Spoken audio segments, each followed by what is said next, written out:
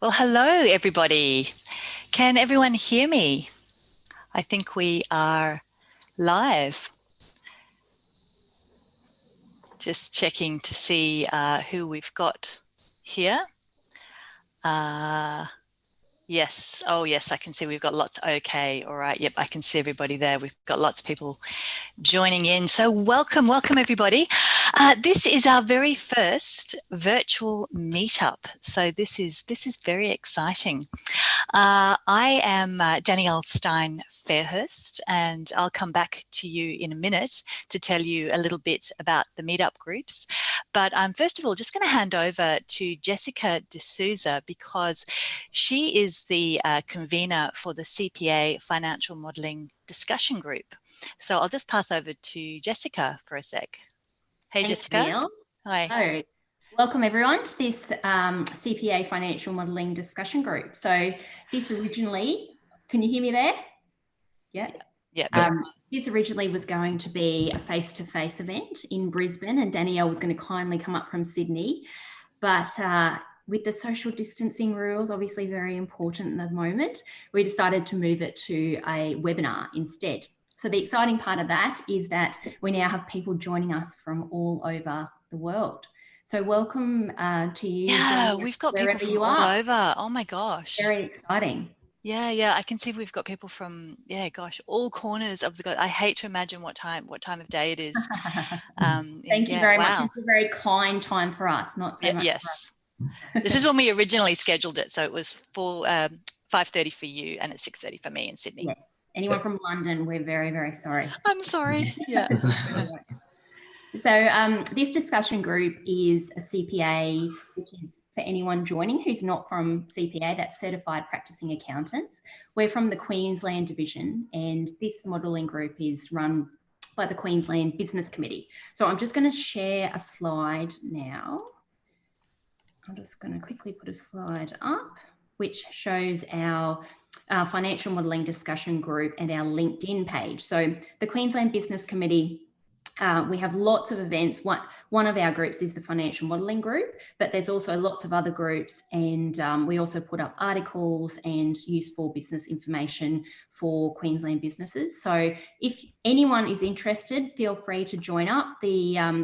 The address is there, but you can just go to LinkedIn and search for Queensland, which is QLD Business Committee. And as soon as you start typing it in, the option will come up there. So just wanted to shout out for our committee.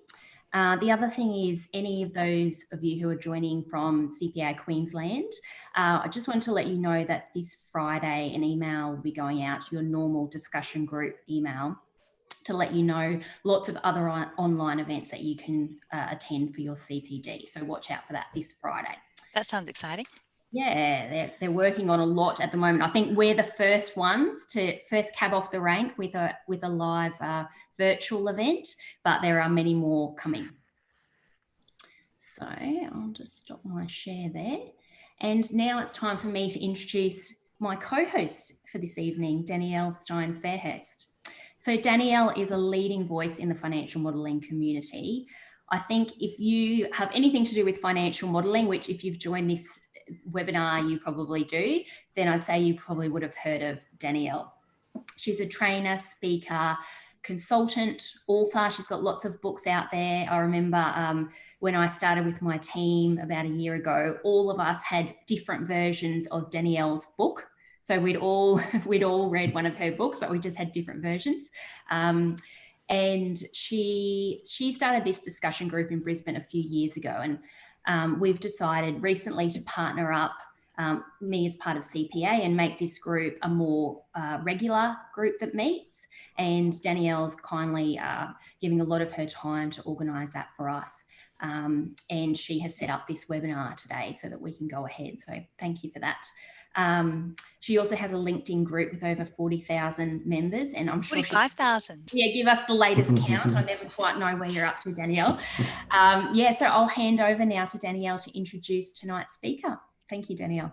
Thanks, Jessica. Yeah, I am a trainer and a consultant and a speaker, and I go to all sorts of far-flung corners of the globe normally to do my training. However, I am pretty much grounded right now, so I am not. I'm not traveling anywhere near as much as I was planning to. But you never know what's going to happen. So yeah, it's been an amazing time at the moment, and it's just it's the fantastic thing is being able to have people joining us from all over the place. So it's just such a good time to catch up on some learning and to to hear from a fantastic speaker like Gilbert. So I was so happy when Gilbert agreed to speak for us. So he is a Power BI and data analytics consultant. He has over 12 years of experience working in business intelligence and data analytic solutions on the Microsoft platform. In 2017, he was awarded the MVP award. If you don't know what that means, it's a most valued professional. Did I get that right, Gilbert? Yeah, that's it. And that basically means that he's a really big deal in terms of in Microsoft. Well, there's only a handful of them really, and it means that Microsoft really recognizes his work in Excel and Power BI and Power Query and all of that stuff. So yeah, he's spoken at the Microsoft Business Application Summit in Seattle and Atlanta, Power BI World Tour, and SQL Saturdays. And that's where I first heard Gilbert speak when you spoke. I think it must have been the Sydney SQL Saturday. And I think you also came to a Power BI user group as well. So I heard you speak there. So when I found out you were in Brisbane, I thought, well, that's, we'll get you to speak for our discussion group. So thank you so much for being so flexible and agreeing to do this as a virtual event. So by the way, we've hit the 100 mark. We have a limit of 100 on this live webinar. We are trying to stream it live to YouTube, so hopefully that's worked. But you certainly will get the recording. So if you miss out, like if you don't get one of the places on the live call, it means you won't be able to ask sort of live questions, but you'll be able to watch it perhaps on YouTube, or you'll get a copy of the recording afterwards. So over to you, Gilbert. So thank you so much, and I'm really looking forward to what you have to say about Power Query. Cool. Oh, thanks for the introduction. So yeah, I guess first off, I am, as you can see, I'm working from home like a lot of people. So my kids are young, and if you hear any odd little screams or shouts or something, they might just be playing or carrying on. So please excuse me if you do hear that, but I'm sure everyone is well aware, we're all in similar situation with kids and that. So yeah. So, and during the presentation, what I'll do is I'll go through certain sections, and then if there's any questions, I'll then look to answer those questions. So let me start by sharing my screen. Just make sure I get the right one. Just make sure that comes up. Can anyone confirm that they can see my PowerPoint slide? Yep. Yeah. Okay, cool. Okay, awesome. Thank you. Yeah, so what can you also see that hang on, there we go. That's probably better. Okay, so I don't have too many slides to go through. I prefer just demoing and showing what it's all about. So as Danielle introduced me, I'm also a co-organizer of the Queensland Power BI user group. So if you're ever out this way, we have a monthly meetup on the first Thursday. So we're having our first virtual live event next Thursday. So we're still also going to be testing and getting all of that going, which is quite exciting. And yeah, I've been using Power BI since, well, not Power BI, but this all actually started in Excel 2010. The whole Power Query and all of that. It's for the first plugin was in Excel 2010. So it's actually been around for quite a long time. I do blog on my site, FourMoo.com/blog, if anyone's interested. And then I also just contribute to the online Power community, which is a great place. If you get stuck with Power Query or Power BI or DAX questions, there's a wealth of information and people are looking to actually just help solve those challenges for you. So my second to last slide for today is just the overview, not the overviews. Obviously, a bit of spelling there. But with regards to what I'm going to go through today. So I'm just going to start with a quick intro into Power Query, just for those people who haven't used it before, just the basics of what it's about and a couple of things.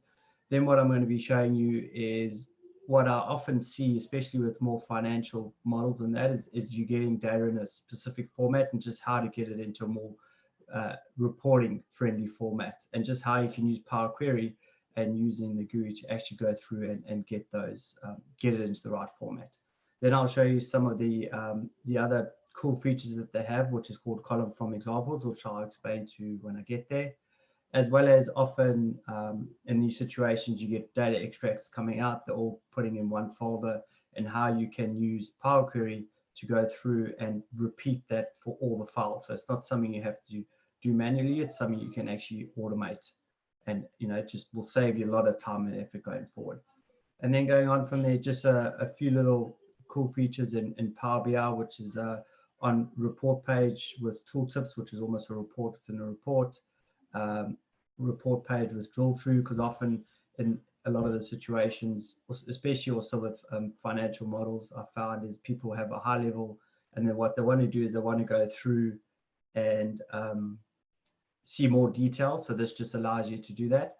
And then another cool feature that they've got is bookmarks. And what the bookmarks does, it allows you to either save the state of a page, but a lot of the time you can actually change the way the report looks. So it just makes it a bit more interactive for users. So that's pretty much, I think, a one slide left, which is my Twitter and my blog. So what I'm going to do for now is actually just step out of the presentation and go back into the Power BI desktop. So what I actually wanted to do, if we were to open this up, was just to show you quickly the format of the Excel file that I'm going to be using. So what I've typically found, obviously this is a demo, it's that kind of thing, but what I've often found is we get information where it's a lot easier to also input and use data, where the data typically runs from left to right. So you've got a product here on the left, and then what you've got is you've got all these different values running across the top, and you've got a date, and you've got what it is. So one is closing balance, one is a forecast, and you've got a date. And this is something pretty standard that I've seen in the past. So what I've always said to people when I've been consulting and interacting is I never want them to change the format of the Excel file that they've been using possibly for a very long time or for years. Is keep the format that you used to using. I can then use Power Query to be able to shape this data into the reporting format that I need. So as you can see, this is the format that we have it in, and ideally the reporting format that we normally have is where you have the data running down like I've highlighted there with the values across, which is what we'll work towards. So going back to Power BI desktop, what I can do over here is I can just go, I'm just going to click on transform data, and what transform data does is this opens up Power Query. So just a quick overview of Power Query. When you open it up, what we have over here is we have the home button where we've got a whole lot of options where we can get new query, we can enter data, we can manage parameters, which becomes one of the more advanced features. There's a whole lot of manage columns. There's where you can manipulate rows, split columns, quite a lot of information here. You can merge queries, which means brings two data sets together, or append, where you put one on top of the other. And depending, these are more Power BI premium features where you can use some AI insights. A lot of these buttons are actually repeated on the other ones over here. If I just then move to transform, what transform ribbon means is this is where you want to transform something within a column. So for instance, you might want to change the data type, or I might want to fill something, unpivot the columns, or split columns. And I'll show you some of these as I go through it. So the transform ribbon is more you want to transform something within a column.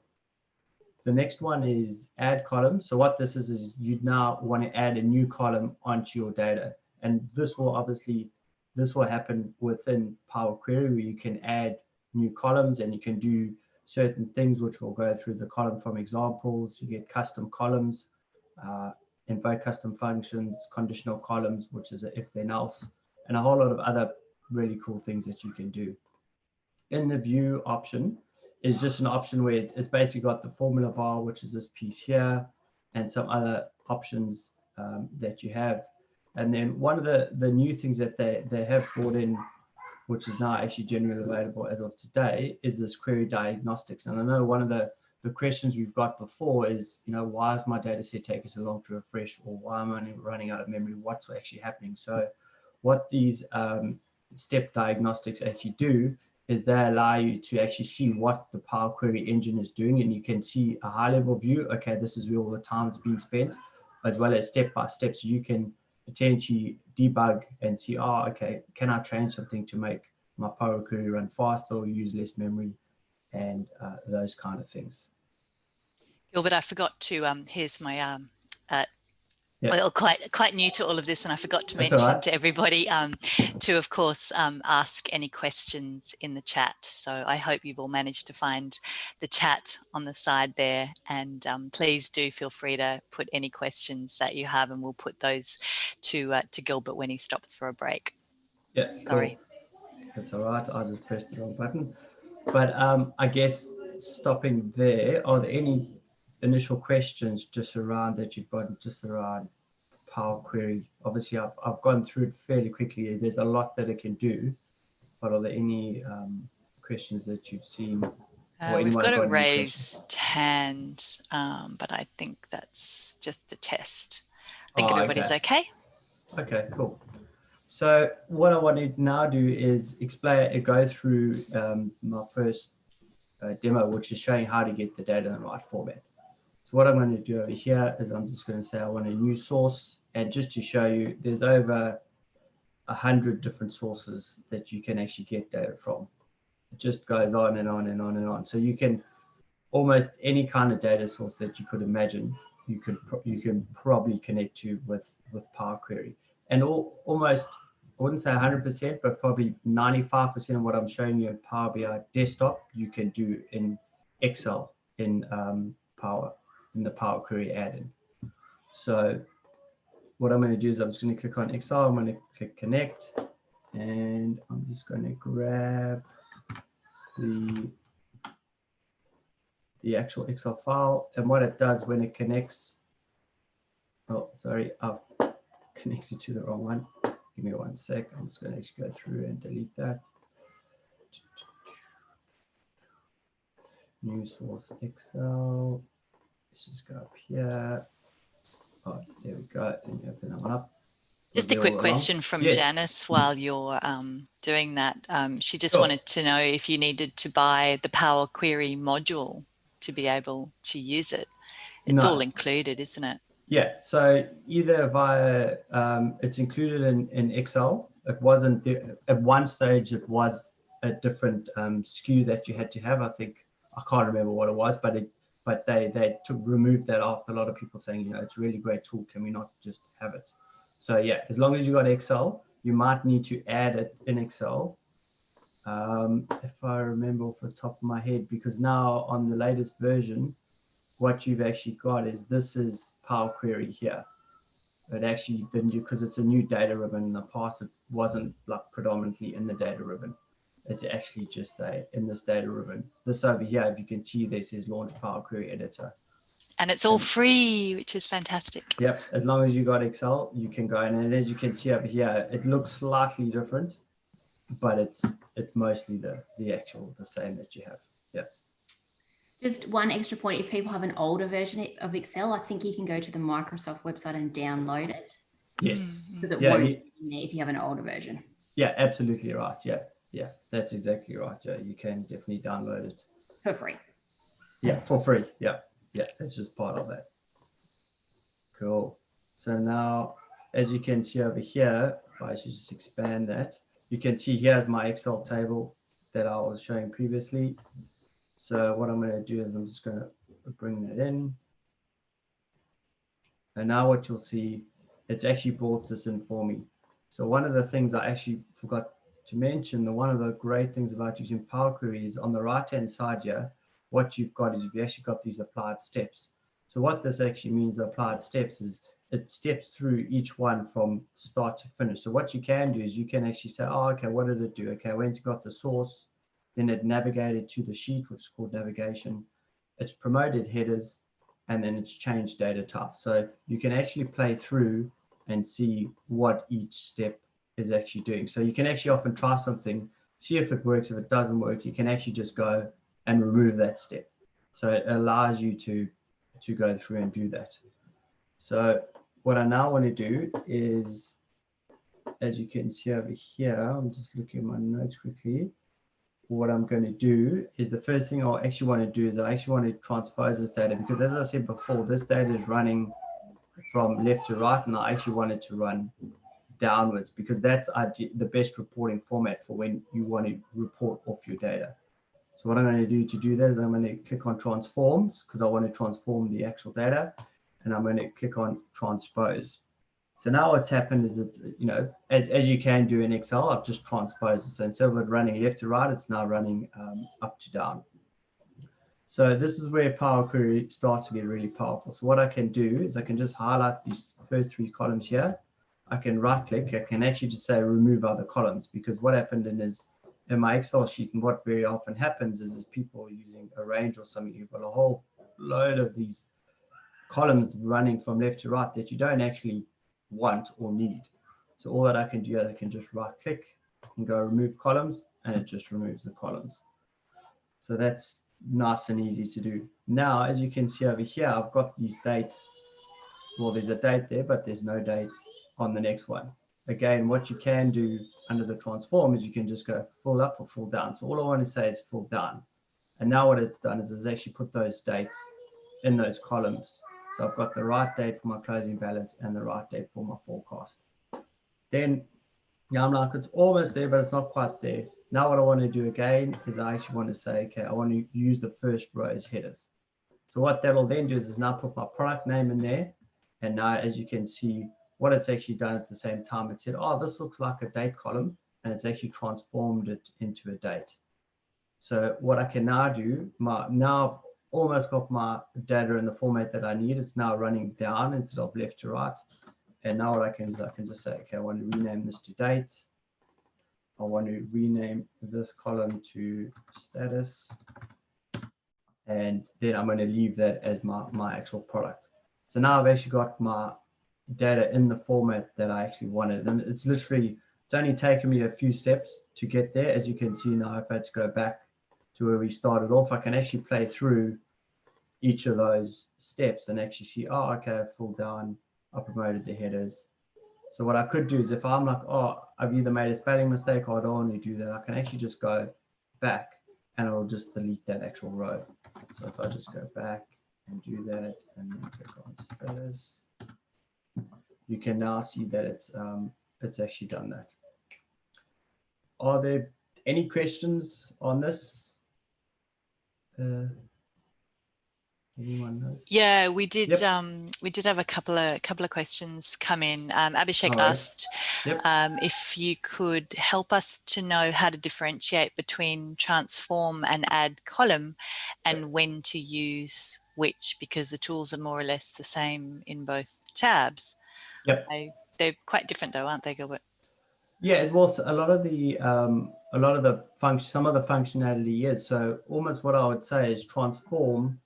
When you want to transform something, so say for instance, I've got this column here, and what I want to do is I want to say when it's 0, or I want to do a conditional thing. So you can't do a conditional column. You almost want to add a new column that'll have certain conditions. So if I had to go here under add column and I go conditional, this is where I could basically say if the status equals. And the other thing with Power Query is it's case sensitive. So if I had to type it like this with a capital C, it would give me a different result than if I had to do it like that. So I could say if it was forecast, then make it if. I could say if status equals then make it C, otherwise U. And what you'll see now, it's actually added that new column in there based on what it is. So very often what happens is people will have a reporting requirement saying, oh, can we know or actually probably a better option is to say when this is greater than say 10, then you want it to be high, or when the status is say let's just say less than 10, then make it low. Otherwise unknown. What this allows you to do with when you add the when you're using an add column is you almost want to enrich the data, or someone's asking for a particular question, and you know, they're saying, oh, it might be much easier for our reporting if we knew high, low, and middle kind of thing, versus if I want to transform something within here, which is over here, this is where you could potentially split the column. So what I want to do is I don't want to create a new column, I want to transform my existing column. So what I could do over here is I could actually, I'm actually going to do it over here, where I could go split column by delimiter, and then I could say I want to split it by space, so each occurrence at the delimiter over here. So you have a few options if you just want to do it, the first one from the left, the first one from the right, or all of them.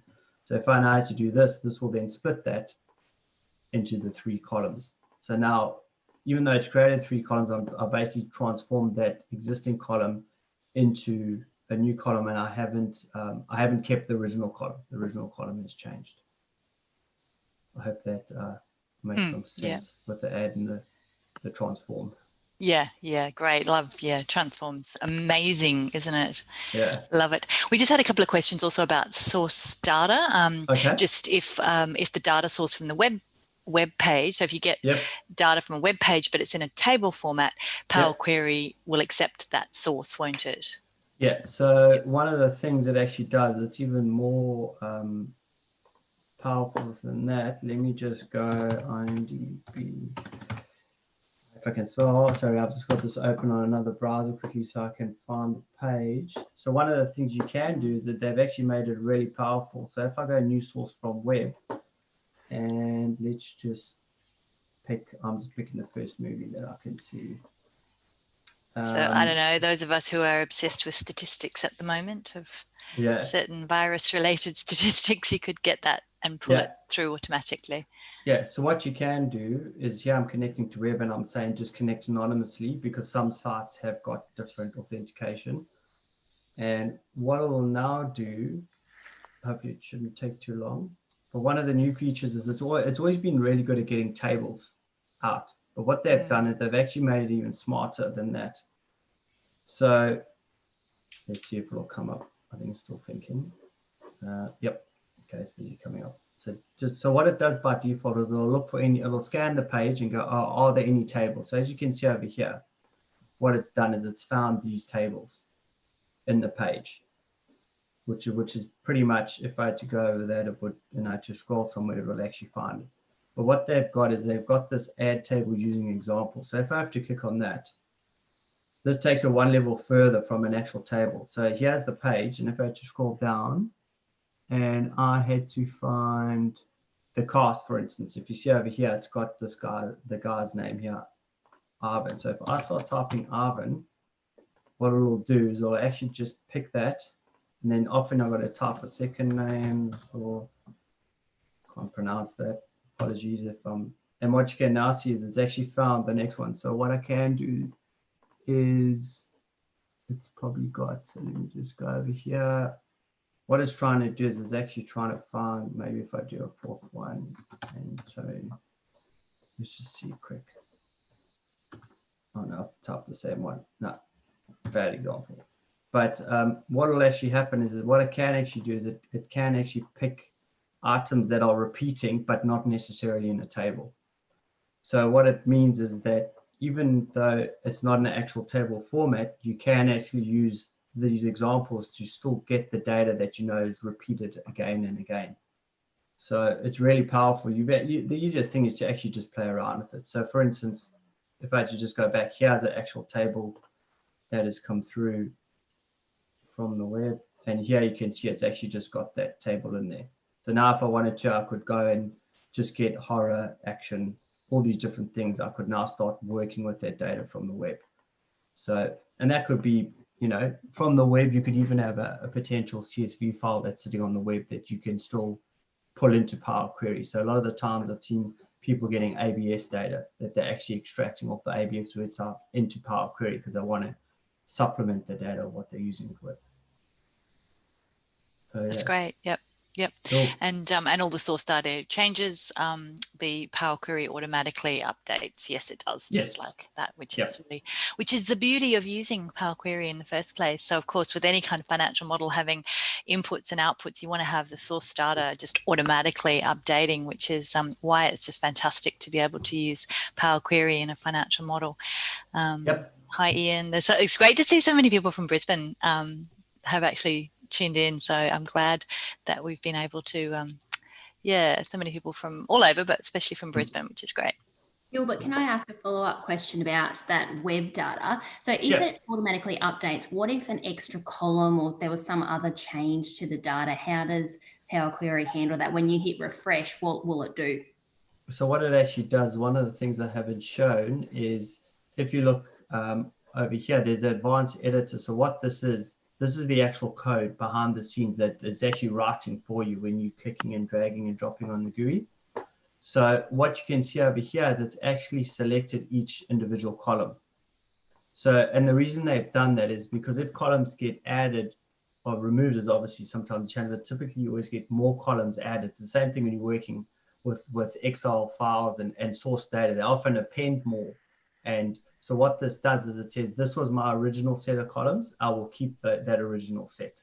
So it won't necessarily break. But what you can do is you can often come back in here and then there's a refresh preview button. And if you click on refresh preview, that'll then go either that, or you can just reconnect to the source and it'll refresh and say, oh, are there any new columns? Is there anything changed? And then it'll just add those columns in automatically for you. Okay. Cool. Thanks. Cool. Are there any more questions or should I just continue? Just about somebody asked about the login credentials. So you do need to log in if it's a protected website. Yeah. If it's like a company website, it had like an organizational thing, or you can use APIs or keys. You know, there's quite a few ways, and there's lots of examples where people have done some pretty sophisticated thing, and that would be in the advanced editor where they're actually getting authentication and authentication tokens. So there are, you can, it might be a bit of a challenge sometimes, but you can pretty much get it as long as you've got access through it to your normal browser. You can get it through Power Query for sure, most definitely. Cool. So the next feature that I want to show you in Power Query, which is actually really handy, and I actually use this a lot lately just because it's easy, is before this columns from the column from examples came along, there's a whole host. I think there's 800 or 900 Power Query functions that you can use within each other to actually manipulate the data and get into the format that you want. But what they've done is they've added this column from examples where what you can do is you start and you give it an example of what you want the output to be, and it will try and figure out how to do that for you. So with this example here, I've just got a very simple example where I've actually just it's got a name and their role within an organization. It's pretty straightforward, it's pretty simple, but it's still pretty effective. So what I'll do over here is this is where I want to add a new column. So I want to keep my existing column and I want to add 2 new columns. So what I'll do is I'll go column from examples, and the reason you've got all columns or from selection is sometimes you might have 15 columns and you're only interested in one particular column where you want to do this. So I'll just say from selection. What happens here is it comes up on the right hand side, and to do this, all I actually got to do is I've just got to type in what I want the output to be. So if I just type Bob Reed, what you'll now see, it's actually in the rows below, it's actually said, it looks like you're looking just for their first name. Is it John Turner and Jane Doe? And if that's right, I just click OK. And the great thing is it actually just created that for me. And what it's done for people who want to learn, and often it's how I've learned, is what it's done is it's actually used this piece of Power Query here, which is using a text before delimiter. So it's saying everything before the comma, return to me. and it's actually created that. So what I can do then is I can actually go in here and I can say full name. Then what I can do is I can go back to my first column, again, go from selection, and this time I actually want their role. So I'm just going to go say CEO, and as you can see there, it's now got executive, executive. And again, I'll just say okay. And if I have a look, this time it's used text after delimiter. And what it said is everything after the space, put that in. And now what I can do is I can actually just name this to role. And the great thing here is I don't actually have to understand or learn the actual code that's in there. And it is really good, and it really does some amazing things where you might be looking for one particular piece. You've got a long, say it's it's a whole concatenation of things with dashes, and then you're actually just looking for one particular item. You can use this, and it's really good at actually just picking that out for you. You don't have to try and figure out which Power Query function must you use or how can I get it going. It actually just does it for you. So that's really powerful, and also time saving at the same time, which is really good. Are there any questions around the columns from examples? Nope, you're good for now. Okay, cool. So the other one I've used a lot in the past is where you often have a lot of files. So if I had to go here and go here, you've got a data extract that's coming out where you've got all these files every day. They just get put in the same folder, the same folder, the same folder. And what you want to do is you want to take all that information, and you obviously want to create reports on it, but you don't want to have to do it manually. You just want to say every day, oh, can I just refresh it? And the data should just, update with the new information. So you can do this in Power Query, which is really cool. So what I'm going to do this time is I'm going to go new source again. I'm going to have to click on more because it's not one of the first options that we have. And I'm going to say, okay, my source data is from a folder. So now what I'm going to do, it's going to say connect, and I'm going to say, okay, where do you want to go? So what I'm going to do is I'm just going to go to that particular folder and say, okay. So that folder can be sitting, somewhere where you've got access to. So now what it's going to do is it's going to have a look, and it says, oh, I found all these files. Do you want to transform the data, or do you want to combine and transform? So what I want to do is I want to combine all these tables together and then transform them into a similar format. So when I click that, a few things happen. It goes through and creates it. And what it does now, it says, okay, I'm going to sample the first file, so you can, because sometimes your first file might not be the one you quite want to do. So I'm just going to say, okay, I want my sample file to be the first file. And as you can see, it's not in the best format, but that's fine. That's not a problem. I just want to get it in so that I can actually start working on it. So once I've done that, we'll then go through, and what it's going to do on the left-hand side, it looks like, oh yeah, what's going on? There's a whole lot of different things happening. But what it's actually doing is, if you can see over here, it's got the transform file from audit logs. It's almost groups it to let you know that where it's groups it all together. And what it's actually done is it's actually done a whole lot of really cool things for you over here. It's created a parameter to the sample file, which is the file you want to base all of the source of over here, which is the sample file, which is just that name. If I had to go one step over here, you can see it's actually just from that list, it's actually just selected one name. And what it's actually done over here, it's created this function. So a function is something in Power Query. It is more advanced. You can write your own functions, but what this does is this actually is something you can reuse over again and again. And I'll show you shortly how that function works to just make things happen. And what it has over here, this is the important part. So this is our sample file that I selected first. As you can see, it looks exactly the same. It's got the information over here. It's not the greatest format. It's not right, but that's good. And then what happens is the audit logs down here below is where it's actually taken and it's actually using that function that is created over here, this transform from file, which is up here. So what the great thing is I don't have to go and work on all if you have a look now, you can see all these files. You can see there's the first file from there to there. Oh, maybe I can select, yeah. and then it repeats itself. But now you've got all these repeating values, and you don't want to have to go and what happens if a file is all different or this or that. And this is where I'm under the transform file over here. I can go to my sample file, and what I can do over here, if I just say, okay, on this column, I just want to remove the blank, because I know I just want to actually get the data. I want to get these columns here into the headers. So what happens is, as soon as I do this, I can now go and check my audit logs. And what I'll see now is that column is removed. So what I can say is, okay, it's not quite right yet. I still want the column names to appear as the headers. So I'll go back to my transform sample file. And again, I'll just go use first row as headers. So now that's actually put that as headers. Now I can go back here. I can have a look. And the reason this is broken is because column 1, if you look over here before, if I go back one step, well, let's go 2 steps, you can see over here it was called column 1, and now it's called change type. But that's not a problem. All I just do is I just go in here, delete that particular one, and now I have all my files that actually got all the columns named in there. So what it does, I could say, okay, I've got the date and time here for my particular reporting. They're not interested in the time portion. So I can just go over here and say, okay, I want to change from date time to date. And I'll just say I want to add a new step. And as you can see now, that's changed to date. And if I go back here, you can now see that that has changed to the formatted date. So by using from a folder, you can now see I've got all the files. You know, there's the 13, 14, 15, and I've actually got it in the format that I need.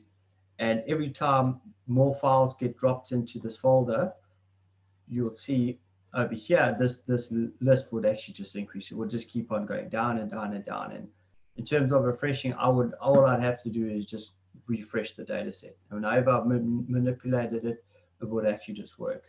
And that's where it comes back to just getting the data, you know, in that right formatting that you need for the report. It just makes it really easy to do this, especially when you, in the past, you know, you've got a lot of files, you've got a lot of repeatable things. I mean, I've got an example for a customer where they used to have someone who used to work with Excel extracts for pretty much 5 working days out of every month, was taking this data, collating it, and then having it ready for reporting for the execs. And what I came in is got all this data, used Power Query, and yes, it took probably about 20-25 minutes to refresh, but the difference is once it was done, no one had to, the person who was doing it before had 5 extra days every month, because all that happened is this was all automated and just refreshed itself. And it went from being a once a month report to now being a daily report. So you can really do a lot of automation with Power Query for a lot of the reporting that you need actually to be done, which is really cool. Are there any questions around the, you know, getting from folders, or any other questions?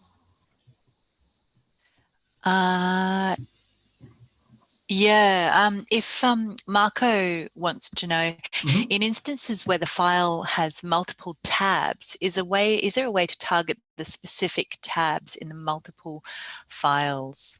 Yeah, absolutely. So what you'll see is if I go back to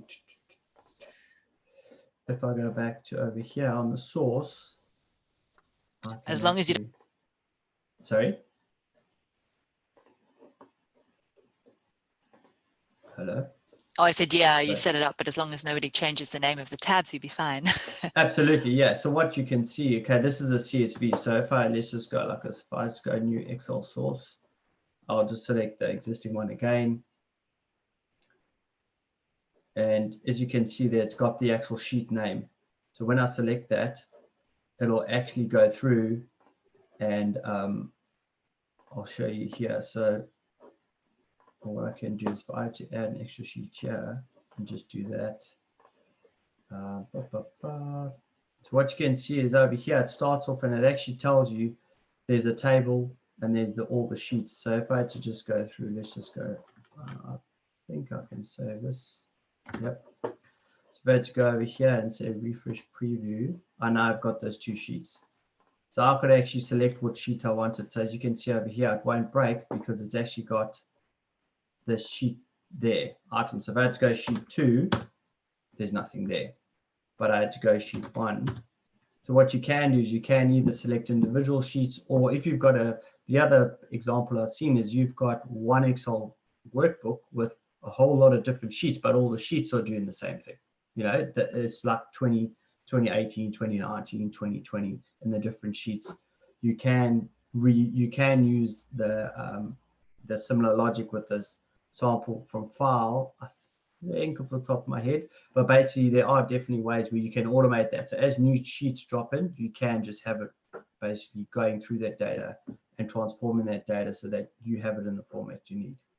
Most definitely, yeah. Cool. Are there any more? Great, thanks. No, that's good. Cool. There's just a few questions coming through on the Q&A as well. Yep. Kim's asking, can Power Query access files stored in MS Teams? Well, the funny thing is files stored in MS Teams are actually stored in probably SharePoint Online or OneDrive Online. So you can actually access them. Teams is almost like a skin that sits on the top, and those files, it just gives you one central place to actually manage that. But when you're actually in Microsoft Teams, you can actually, when you see those files, there's an option to go to SharePoint Online or into OneDrive, and that's where the files actually are physically stored. And most definitely, what you can actually do is you can actually just go into a web source over here, and it'll actually pick up those files for you. So even though it's a URL, it will actually recognize, oh, that's an Excel file, and it will actually transform it into an Excel file that you need. So the little trick or challenge will be is just finding out where that file lives in SharePoint Online. But yeah, actually, you most definitely can. Thank you. And then Steve is asking, what are the limits in the number of files and how many rows, columns can it deal with? Well, it depends on how much memory you have in your machine, because obviously all of this is using memory and that kind of stuff. So I've seen some people do some pretty big things. I mean, I've got an existing model that I've got for a customer. It's got 25 million rows, and that's the biggest table. And the columns, you know, ideally what you want to do is you always want to get it from that reporting format. If I had to go back to this example, where your columns might start off really wide going left to right, but you always want to almost transpose it or get it going this way up. So what that often means is you got loads of columns this way, but once you finish transforming it, you might only be left with a handful of columns, because that's better for reporting. And once you import this into your Power Query or Excel file, it's actually the compression that works. It works running up and down. So they haven't got a physical limit, but it's not very often that you will get close to those limits, because you're typically transposing the data. Mm-hmm. Okay, we do have some other questions, but maybe if you want to keep going down, we'll get to whatever we can within the time. Cool, no worries. Okay, so those are just some of the highlights, and I think, you know, if we've got time at the end, I'm more than happy to answer some more questions around whether it's Power Query or whatever, you know, just other challenges or things that people are interested in. So what I wanted to just show you now is also just some of the additional reporting features that you get with Power BI, and how you can make, you know, these insight reports that are easy for people to use. So in this example, what I have here, these are actually from my little Power BI tenant. What these are is either audit logs. So a lot of organizations want to understand who's using the reports, how often are they being used, you know, all of that kind of thing. And it's really useful because, especially for customers, you know, you spend a lot of time and effort creating reports, and are they being used, are they not being used? Or when you've got conflicting priorities from two different business units, how do you decide? Is it work effort? Is it how much they're using reports? You know, I found in some organizations, people want a report done, you spend a whole lot of time and effort, you get the report done, and they never use it. But then a few months later, they say, oh, we need something urgently. And another business unit has been using the reports and that. So it just helps you identify what people are doing and how they're using those kind of reports. So what you can see over here is I've just got the report going. It's just got a trend over time. So the first thing is what you can see almost hovering over here, but it's currently blank. I've just formatted a little in terms of time, is it's called a report page tooltip, which is almost a report within a report. So what that allows you to do is allows you to hover over and get context aware reporting. So if I have to just step over here to the tooltip, this is my tooltip page. And what you can see, there's some formatting I've got to do over here. I've got to say it's a tooltip page. And then what I've done is I've changed the page size to be a tooltip, which means that it doesn't consume the whole page, but you can customize that little box to be any size that you actually want. So if I go back here, what I'm now going to do is I'm just going to say, okay, when I hover over that, I want to see which people have been accessing those reports. What I'm going to do is I'm going to put in a line chart. And as you can see, it looks quite big. And the reason for that is if I have to go under view, it's actually got, or where did it go? Over here. It's fit to page. So the actual size is that, but often it's easier when you're working on it just to see it a lot bigger. So what I'm going to do over here is I actually want to say, okay, I want to see this by user on the axis. And then what I want to see is I want to see what operations they actually do. So operations is what the people are actually doing. And then, oh, sorry, let me click. And then what I want to see is how many times. So I want the total events. So as you can see, this is popped up in here. And what I can now do in order to get that actually working is when I go back here, if I hover over that, what you'll see now, it's actually going to create that for me. So as you can see over here, that number for that particular data is showing me. Well, if I have to hover over here, you'll see how it just literally changes on the fly. So what that allows you to do, and you can do a whole lot of cool things with your reports page tooltips, but what it means is the person doesn't have to leave the actual page to come back. They can actually see what's going on with that. So with all reporting, everyone likes it to, you know, to actually look pretty good.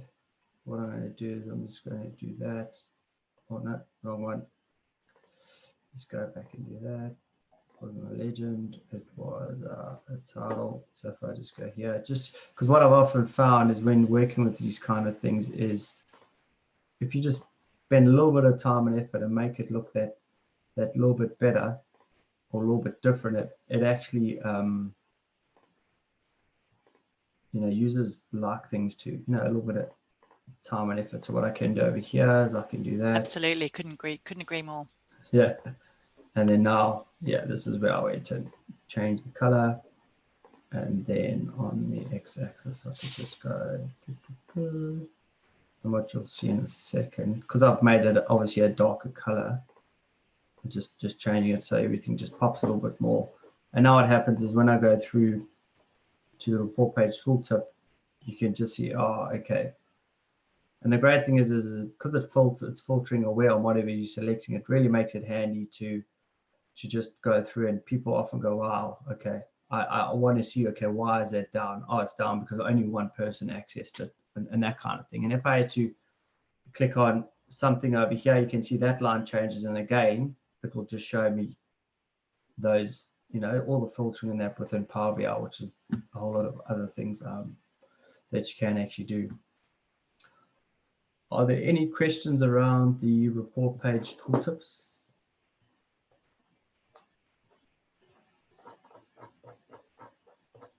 Yeah, yeah, we've got a lot of questions, but not specifically about that page. No. Okay, cool. Then the next one I'll go through is the draw through. So what often happens is you have this report, people want to get more detail. Very often, especially the draw through, they want more like table-based kind of thing. So what you can then do is, I now just got this blank page. So what I'm going to do over here is I'm actually just going to create a table. Just going to bring it over here, make it a bit bigger. And all I'm really going to do is I'm just going to drop in, I just want to drop in the dates. I want to know when this occurred. I want to know from what user it was, which workspace they accessed, the report name, the operation, and the total events. So now, as you can see, I'm not going to format it for now, but as you can see, this is showing everything, and you're like, okay, but now how's this actually going to work? So what's actually happened here is, this is where, if I should just take that out, what it says here is add drill through fields here.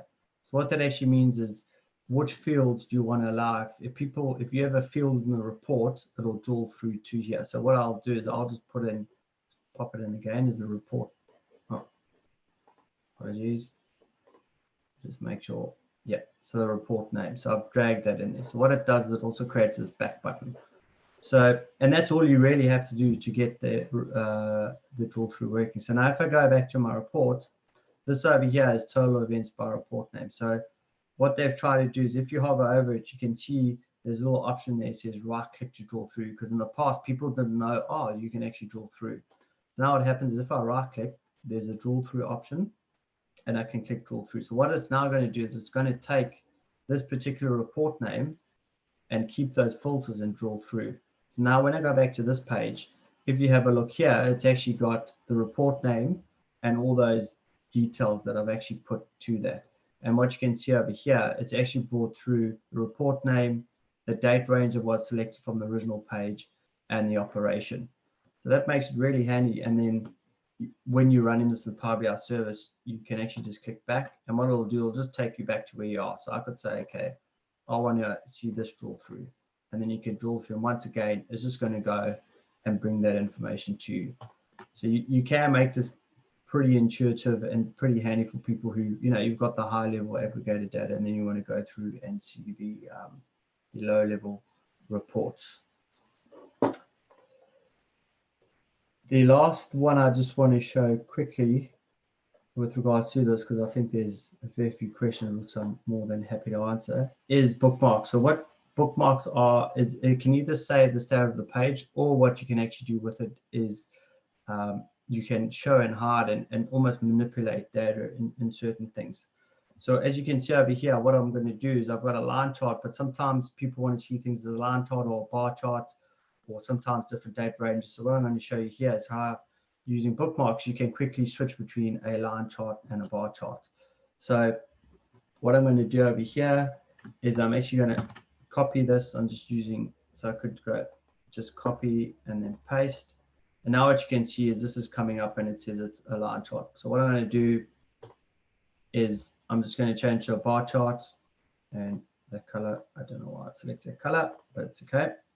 So in order to get this working, under the view option here, what I'm going to do is, I'm going to say, okay, I want to view bookmarks and I want to view selection pane. So the selection pane is actually pretty handy when you've got a whole lot of different items on the page. Whichever one you actually click on here will actually select for you. So that's sometimes handy, just a little tip if you want to format certain things. So what you can see over here is, if I click on line chart by date, this is actually this bar chart that I've selected. So the first thing I'm going to do is, I'm actually going to rename this to be bar chart. Now what I want to do is, I want to hide it. So as you can see, it's like, okay, it's hidden, I can't see it. Now what you can do is, because I want to switch between the two, I want to save the state of this page as a bookmark that we have here with the bar chart hidden. So what I'm going to do on the bookmarks, I'm just going to click on add. And what I'm going to do over here is, I'm going to call this particular bookmark line chart. Now what I'm going to do is, I'm going to say, okay, I want to select this one. I want to hide this one, which looks like it's showing nothing. And I want to show this chart. So now what I'm going to do is, I'm going to take this one and just put it in the spot. So now I've hidden the line chart and shown the bar chart. So I'm going to add another one, a bookmark. So now it's remembering the state of this. And I'm going to call this bar chart. So the nice thing here is, you can actually test going between those two. So as you can see, it's actually just, these options here are just switching between them. So now that I've got that configured, I can actually just close these two.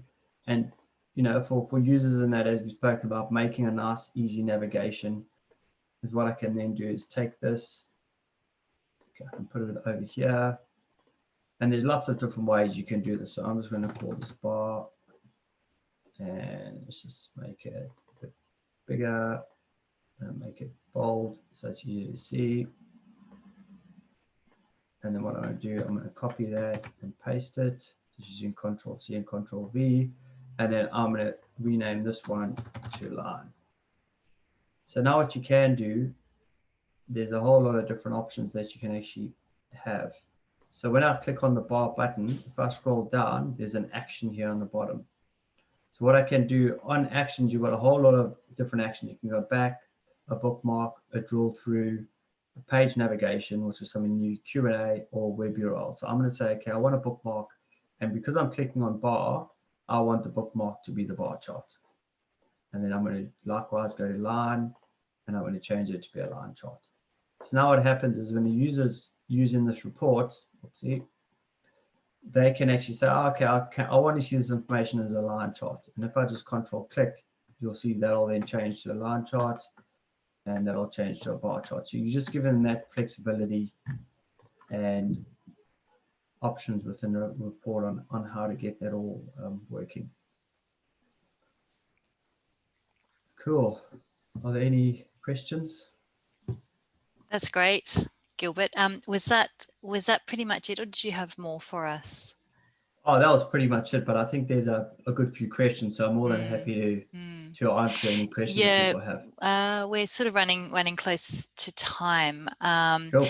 I'm not sure if we'll get a chance. There might be a few questions. There's a few curly questions that I don't think you'll be able to give That's all right. do justice. We might have to do another webinar to to answer all the questions, but you might be able to get back to people privately. But there was a really good one from Roderick, more in the context of financial modelling, which I think is going to be useful for most people, because most of us are financial modelers. And what he says is that power tools are designed to operate in one direction, from disorganized data to structured data or outputs of visualization. I mean, you're going from sort of columns to visuals.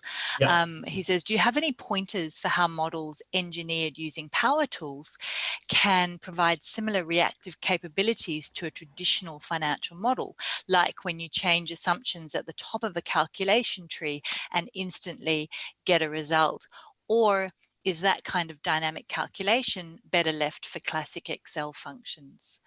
So, like in a model, you would change, normally you just have one single input and you'd want to change it and see that flow through. And I'll tell you what I think, and you tell me if I'm on the right track here, and if you've just got any inputs. I think it's quite hard to do certainly in Power BI, and I would probably use Power Query in Excel if I wanted that functionality. Or there is a certain amount of capability using disconnected tables, but generally the data is living in the data source, not in Power BI. That's my opinion on it. What do you think?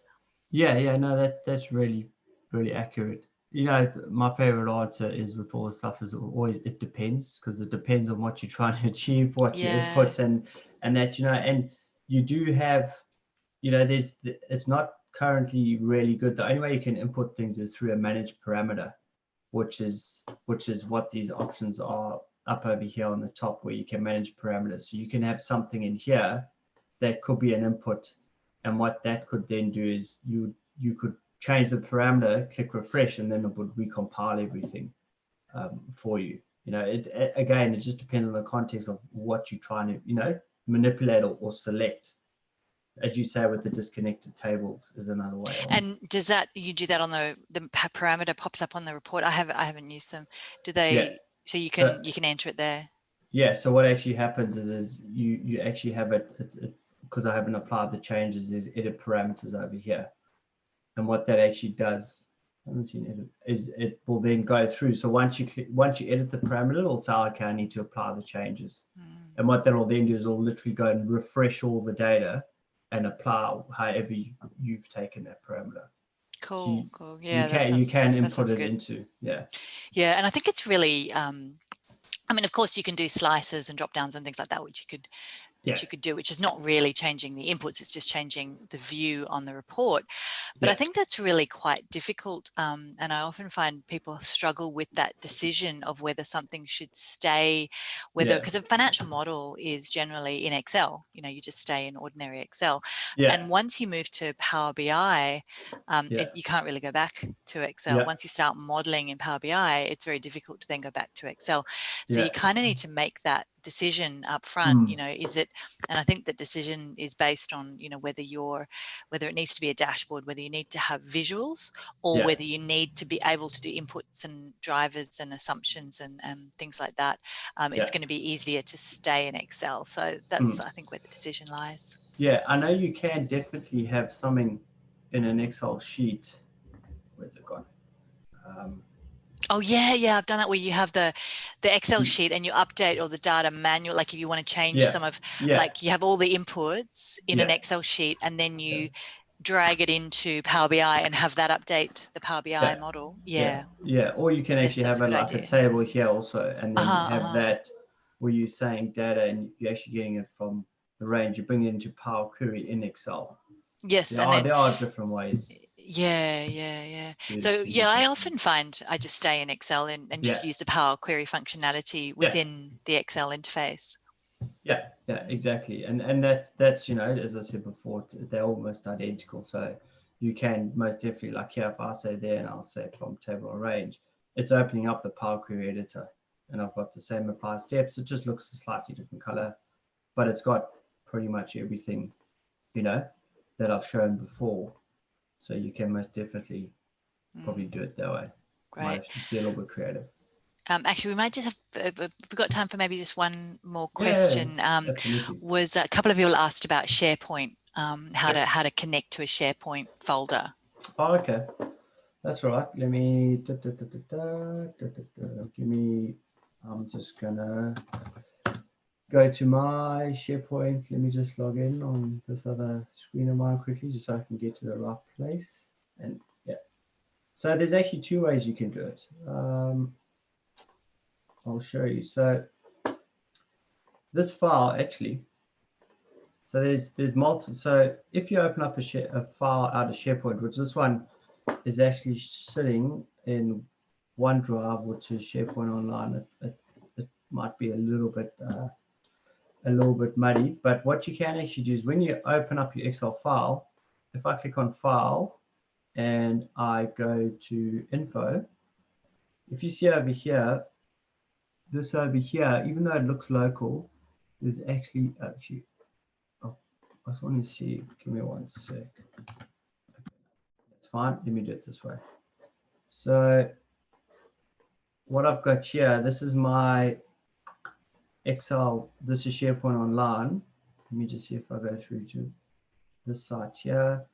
And if I go into Documents, do I have anything on this side? No, I don't, so that's fine. So what happens with SharePoint, SharePoint Online, all the document storage is actually stored within, it's actually underlying, is actually stored in OneDrive. So as you can see over here, here's the OneDrive location I had over there as previous. But now if I had to go into, let's just go audit logs. Yes, I do. So there's an audit log template. So now what I can do is I can actually click on this and I can say open, and I can say open in an app, which means it's going to open in Excel. So I'll say yes, please open in Excel.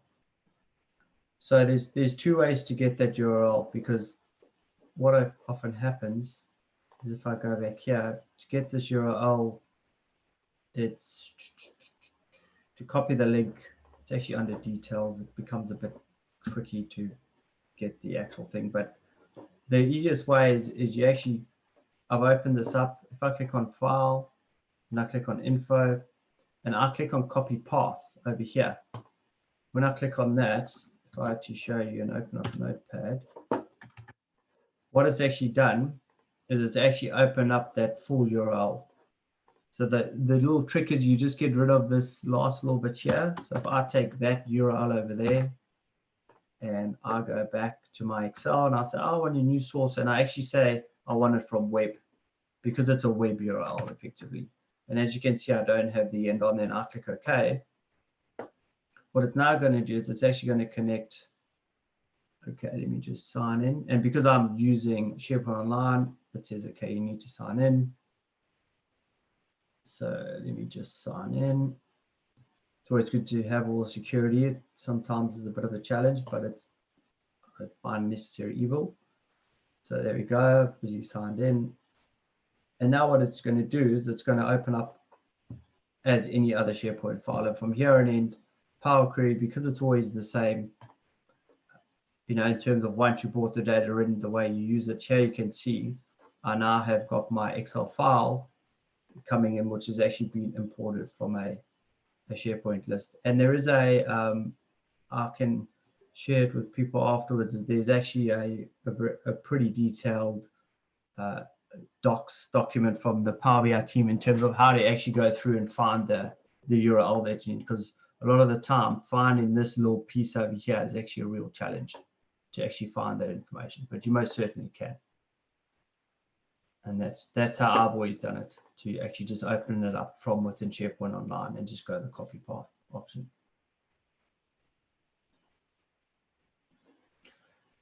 Cool.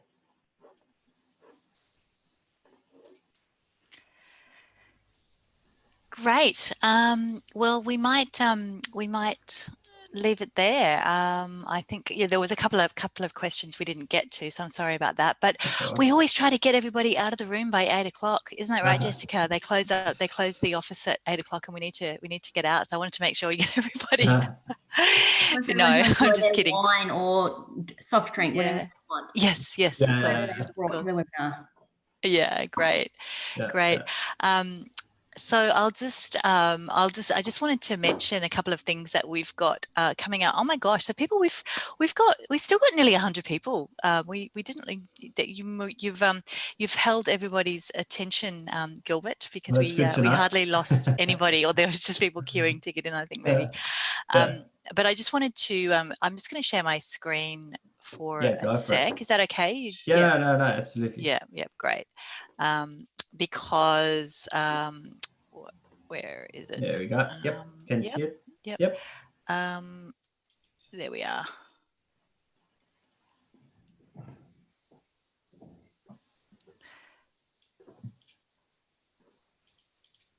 Sorry, we are not smooth. We're not too smooth tonight. I just wanted to, we had a few questions about other virtual meetups that we've got happening. We had a few people ask about that, particularly from overseas, and whether we would continue to do that.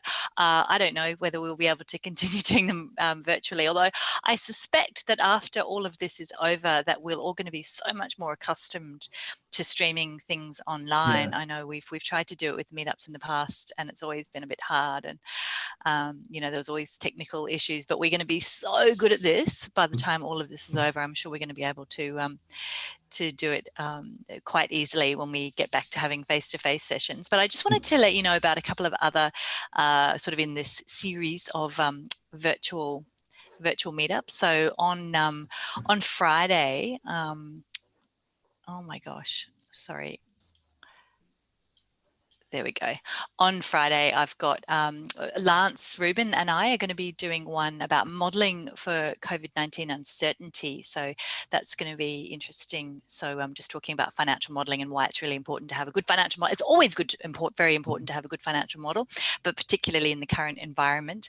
And then hot on its heels, on Monday, it's just one after the other, we've got Jeff Robertson, who will be in isolation, as we all are, but he has just come back. He's just managed to come back to Perth from overseas, so he'll be in isolation definitely. And he is going to talk about building a financial model with the new dynamic array functions, which are amazing. So that's on Monday. That's going to be at 6 o'clock Sydney time. The Lance's one on Friday, that's going to be a lunchtime one. And then the week after, we've got the Melbourne one that we had scheduled with Rondalyn Korolak. So we were planning a face-to-face session on that one, and we've managed to convert that to a virtual meetup as well. And then on the 7th of April, I've managed to talk my good mate Chandu into doing one for us. So that's another special lunchtime webinar as well. So yes, that's really, really exciting. So we've got lots and lots of things to look forward to. So yeah, I will I'll pass back over to you, Jessica, to finish up. Thanks, Danielle. Just a quick, I know everyone probably wants to get back to whatever they're doing. So quick reminders just about, I'll very quickly share my screen again with the information if people, I'll just share my screen. If people want to join the Queensland Business Committee CPA LinkedIn group, we've got the address, or as I said before, just type in QLD Business Committee and you'll see it come up. So there's that. And very quickly for CPA members, if you are interested in more events, just go to the events page on the CPA website, or there's the email that's coming out on Friday. So you'll still be getting your fortnightly email letting you know, but of course everything will be online now. And that's all. So yeah, thank you very much from me. It was great to have this first virtual event. I think we'll probably be having a few more before we get back to face-to-face, but we appreciate having people from all around the world attending. That's very exciting that we can expand the group from Brisbane to the world, and look forward to our next event. Thank you. Thanks, Jessica. Thank you. See you later, everyone. Thanks. See ya.